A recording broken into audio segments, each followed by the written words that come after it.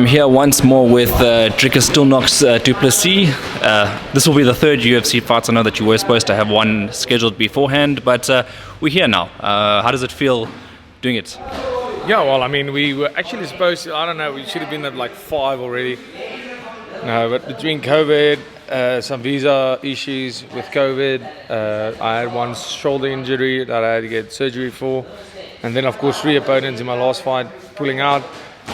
It's just amazing to be actually having a fight, and I'm very confident and very, very happy and sure that this one will be taking place. Fighting Tavares in Vegas, 276. It's going to be amazing. Interesting about Tavares, he's been fighting in the UFC longer than you've even had a professional MMA career. I mean, fighting a veteran of the sport, you must be excited for this one. Yeah, I mean, that's the one thing that makes Tavares such an incredible opponent is Tavares is a veteran, but not in age. Tavares has 21 UFC fights. I have 18 professional fights in my whole career, and yet he's only 33 or 34 years old. So he's actually not an old guy in terms of what he's in terms of his age, but in record, and yeah, he has a lot of fights. He's faced the best of the best. He went the distance with Easy 5 rounds. The current champion, he fought Yoel Romero with the distance with him. I mean, yeah, he's fought the UFC, so I mean, this is absolutely amazing. I mean, fighting my 3rd UFC fight, fighting the number 12 ranked guy, we went up a lot quicker than we thought, and I couldn't be happier. I'm going to go out there and look for that finish, try and finish Brad Tavares, and I'm certain that I will, because that's the way I fight. I'm going to try and do in 2 rounds what the champ couldn't do in 5, and that's at the end of the day what the plan is.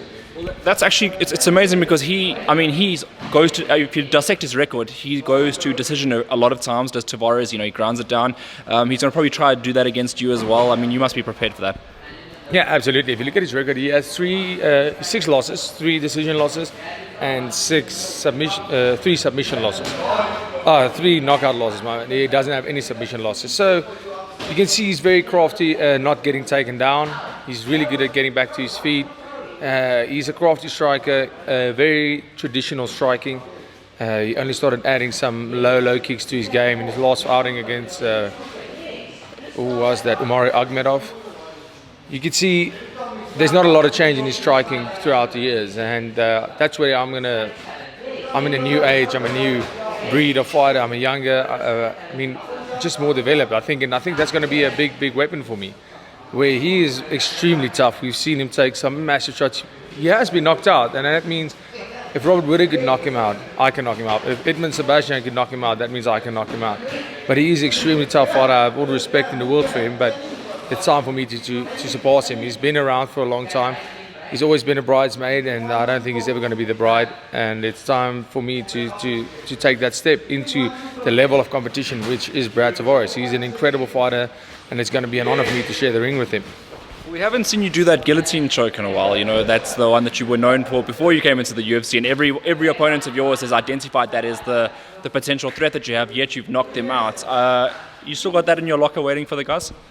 Yeah, I mean, what started happening a lot of my career is people, the striking was almost in a way that the fight ended up in the scramble on the ground, and I had to make use of my grappling. A lot of people talk about that I have a good guillotine. I actually have more rear naked wins than guillotine wins. I have 5 rear naked wins and 4 guillotine wins. But for me, that's just the submission that happens to have landed in a few times. It's not, I would say, my best submission. I would say I take whatever I can get. It starts with the guillotine. If a guy shoots in, if that doesn't work, I'm looking for the next thing. But yeah, that's been a very successful submission for me. The rear naked choke has been very successful for me. The fight obviously starts standing. So my first fight, I fought Marcus Perez, who's never been finished in his whole career. I knocked him out in the first round. Then I fought Trevin Giles. Obviously, we had a lot of advantage on the ground. And when we got that knockout, he's never been knocked out. Got that knockout. And now we're fighting Brad Tavares. Extremely tough guy, extremely good fight. He's a striker. I don't even know what I am anymore. I'm a striker. I have 7 knockouts, 9 submissions. For me, I honestly believe the way that I train and the game plan we have is to go out there and see what we can get. You have to adapt the game plan to the fight. Where the fight starts starting, and that's where we're going to have it, and we're going to see how we do there, and we'll test him everywhere we can. Maybe if it goes to that, we'll test him on the ground, get him in a clinch, strike. If the striking goes our way, we'll keep it there. So, yeah, I can't really say I have a game plan for him. I have a pretty good idea of what he's going to do. He's going to try and stand and bang because that's the way he fights. He always fights that way. He has the same techniques. He has the same way of striking. Those heavy leg kicks that he throws. He's always going to have that style. He's been doing that for too long to change it up now. So I have a very good idea of what he's going to do. Not such a good idea of what I'm going to do. What I do know is that we are ready for any aspect, from the ground to striking. We are ready for whatever comes. What you are is you're a finisher. You always finish fights, so that's a guarantee from Dricus. The other thing I wanted to notice is that when you had all that, the previous fight where you went to America, you didn't get the fight, you had a few opponent changes, you spent some extra time in the USA. Did you learn something while you were there in that time? Yeah, absolutely. I went to Sanford MMA because obviously I was fight ready. I mean, it was in fight week, the fight got cancelled. And we said, listen, I did spend a lot of time. I've been training with Sanford MMA, it was Hard Knocks and Sanford MMA for the past 6 years. For the past 2 years, I wasn't allowed to go because of COVID. And I was like, well, I mean, we are in Florida. It's a 2-3 hour flight from Jacksonville to Fort Lauderdale. And I just said, well, I mean, let's not make this whole camp go to waste and use the fight shape that I'm in and go have some rounds and go train there. I am here now. And I stayed 5 more weeks. And I mean, I have a lot of friends there. Coach Henry Hoof, Craig Jones, the coaching staff at Sanford. I'm very well acquainted with quite a few of the fighters there as well. So it was amazing to go back there training, and we do cross-train quite a bit with them. And it was, I learned, I mean, you can't go there and not learn. They have 70 pros on the mat. I mean, just the number of UFC champions, Bellator champions, great fighters that they have there. And testing what we do here and see if it works over there. And I can tell you we are well away and we are on track in doing what we need to do. I wanted to also talk about one of your teammates here, Cameron. He won his EFC belts the other day, so he's sort of following up and developing in the gym. 5-0 now. I mean, is he going to follow in your footsteps into the UFC one day? Yeah, absolutely. I think we're going to see Cameron in the UFC a lot sooner than we think. I mean, as a bantamweight, his peak will start quite a bit earlier than mine. My peak will be between 28 and 37.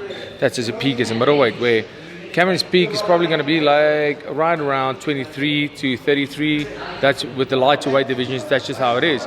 So I honestly believe that especially after that performance, I mean, he's 21 years old. He's been training with killers, with the best coaching, the best that we have to offer since he was 13, 14 years old. And you could see that. I mean, he fought like a veteran. He fought a veteran.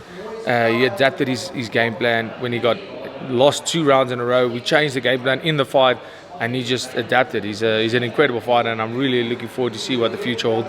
I've no doubt that he's a future champion, not only EFC and other organizations, but definitely in the UFC. And for you personally, 3 wins in a row, it'll set a new record. I know that also you and Don both have the 2 wins in the UFC, so now getting a 3rd one would be a massive boost. Also a top 15 potentially, get a win here? Yeah, absolutely. I mean, I got 2 wins, 2 knockouts. It's absolutely incredible. 2 fights, 2 performance bonuses. That's incredible.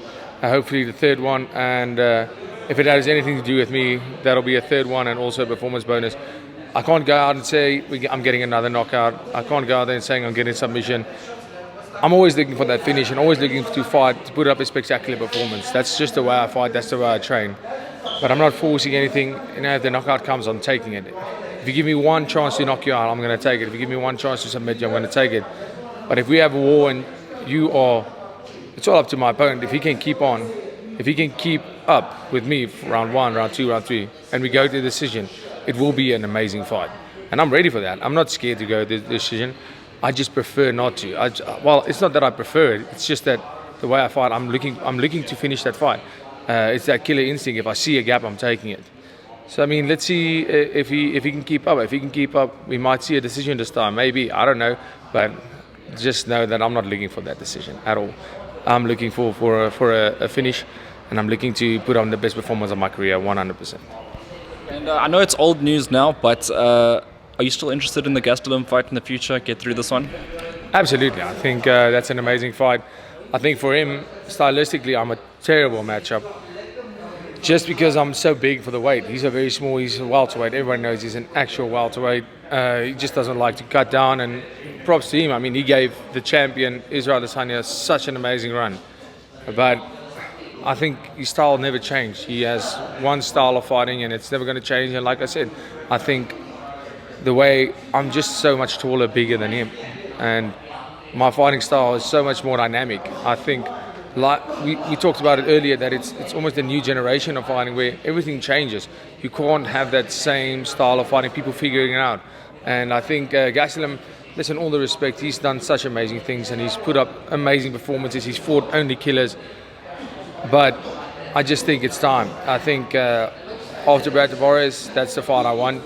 And but we'll see who they give me.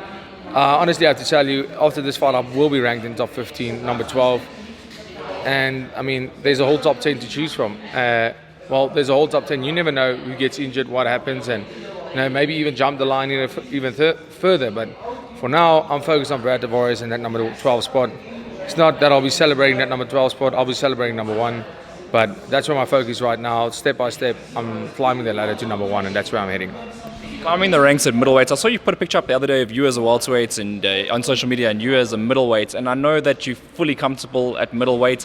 You're looking a lot healthier at middleweight. Let's put it that way as well.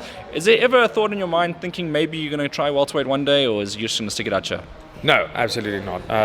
To cut down to welterweight right now, it'll never see me again. Definitely light heavyweight eventually. Okay. That is a definite move that I'm going to make one day. But first goal, get that UFC gold at middleweight, and then we'll move on to the next. I want to get that gold, defend it a few times, and then go see what the light heavyweight division has to offer. Middleweight division is still a very strong division. I mean, as you mentioned, you want to sort of have your success there. How many fights do you think it'll take to get to a position where you can fight for gold? Well, how many fights by the end of 2023? Before the year's end of 2023, I will be the UFC middleweight champion. That's your prediction now. You'll do it. Yeah, before the end of 2023, I will be UFC middleweight champion. I don't know how many fights it's going to take. I don't know who's going to step up, but I would say probably after this one, 2 or 3 more, and then it's title shot. I don't know if you change your predictions per media person you speak to, but at least on my channel, every time you've predicted, you got exactly the right results. Against Perez, you got it right. Against Giles, you got it right. What's the prediction for this one? Prediction for this one, I think it's the hottest fight of my career. I think it's the best opponent that I've ever faced. I think he is probably in the top 15, one of the toughest guys in the whole top 15, taking out Robert Whittaker and Israel Adesanya. I honestly believe he is an incredible opponent, so I think we're going to test each other in incredible fashion, and I just think that I'm going to want it more. I think the mindset's going to be the difference here. It's not going to be physical, it's not going to be skill-wise. I just think the mindset and who wants it more is going to make the difference here. He's been there, he knows he can't be at the top. I think he's even thinking about calling it quits not too far from now, and as soon as you have that in your mind, that's when you're on your way down. And for me, I'm only getting started, and I'm just on a rampage. I just want to take out anybody in my way, and I'm willing to die to do that. And I do not think he is willing to die to get that win. I know you put enough pressure on yourself, but you're also carrying the South African flag with regards to this fight, and putting us on the map. This is going to be a big step for us if we can get over this line. Yeah, absolutely. Breaking that top 15, getting that number next to my name will be a massive step. I'm already the highest ranked South African fighter ever in the history of South African mixed martial arts. Getting that top 15 rank in the world, being number 12 in the world will mean the world to me. It will mean the world to my teammates, to people training at CIT, getting the trust of UFC, to see the athletes that we have here, seeing not only CIT, the whole South Africa, that we have incredible talent here, and to having the rest of the world start taking note that I'm not South African born, I live here, I'm bred here, I train here. That we not only do we have talent like Izzy and Kumara and Franz Ngannou that were born here, no, we have expertise, we have facilities, we have a different style, and we have a different type of knowledge that can compete with the rest of the world, and that's what I'm representing when I step out there. So the pressure is immense, and I can't wait to prove to the world that what we do have here is the real deal. I'd like to thank you again, Dricus Du Plessis. All the best. I'm pretty sure you're going to go get that job done, but obviously it's going to be a tough one. It's no easy task, but as a South African here, we trust in you. Oh, thank you so much, and thank you everybody for the support. The support's always amazing, ever growing. After every fight, even when opponents pulled out and everybody was disappointed, the support was just incredible, and I want to thank each and every one of you. Thanks.